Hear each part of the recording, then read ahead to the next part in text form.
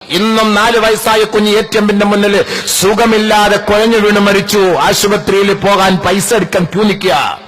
എന്നിട്ട് വലിയ സിനിമാ നടന്മാരൊക്കെ പറയാ 33,000 കോടി കൊണ്ടുപോയി കുവൈറ്റിൽ ചെലവാക്കിയിട്ട് കോടാനുകോടി ഉണ്ടാക്കി വെളുപ്പിച്ചിട്ട് ഈ പാവപ്പെട്ടവനൊക്കെ നമ്മളൊക്കെ കള്ളുകുടിയന്മാരാക്കിയില്ലേ.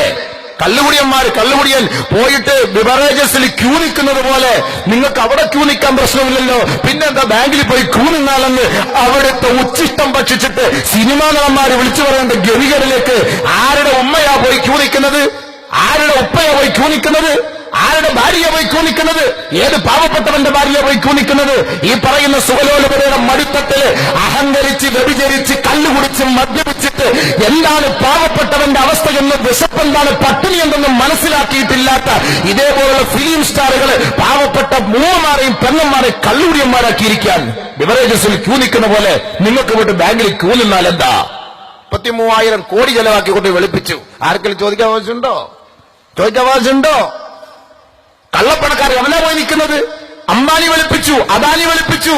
4,000 രൂപയ്ക്ക് ജിയോ എന്ന് പറഞ്ഞൊരു സാധനം വിളിച്ചോ കിട്ടുമോ? ഇല്ല. മുന്നിൽ ഒരു അക്ഷരം കൂടെ ചേർക്കണം, മൂൻ.